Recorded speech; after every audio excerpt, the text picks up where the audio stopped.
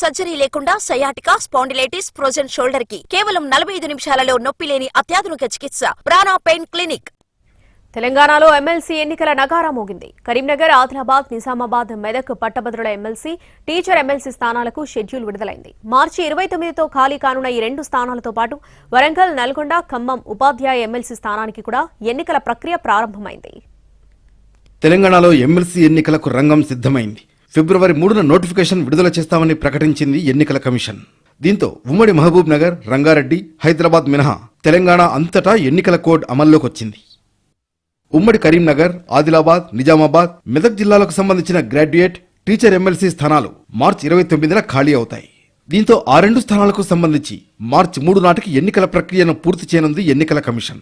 ఫిబ్రవరి 3 నుంచి 10వ తారీఖు వరకు నామినేషన్లు స్వీకరిస్తారు. 11న నామినేషన్ల పరిశీలన ఉంటుంది. 13 వరకు నామినేషన్ల ఉపసంహరణకు అవకాశం ఉంటుంది. ఫిబ్రవరి 27న ఉదయం 8 నుంచి సాయంత్రం 4 గంటల వరకు పోలింగ్ జరుగుతుంది. మార్చి 3న కౌంటింగ్ జరుగుతుంది. కరీంనగర్, ఆదిలాబాద్, నిజామాబాద్, మెదక్ పట్టభద్రుల స్థానానికి 4 జిల్లాల పరిధిలో మొత్తం 3,41,313 మంది ఓటర్లున్నారు. ఇక ఉపాధ్యాయ ఎమ్మెల్సీ స్థానానికి సంబంధించి 26,000 మందితో తుది ఓటర్ జాబితా సిద్ధమైంది. పట్టభద్రులు, టీచర్ ఎమ్మెల్సీ స్థానాలకు ఇప్పటికే బీజేపీ అభ్యర్థుల్ని ఖరారు చేసింది. ఇక కాంగ్రెస్లో ఎమ్మెల్సీ టికెట్కు భారీ డిమాండ్ ఉంది. కానీ అభ్యర్థులను ఇంకా ఖరారు చేయలేదు. బీజేపీ ఈ ఎన్నికల్లో పోటీ చేస్తుందో లేదో తెలియని పరిస్థితి నెలకొంది.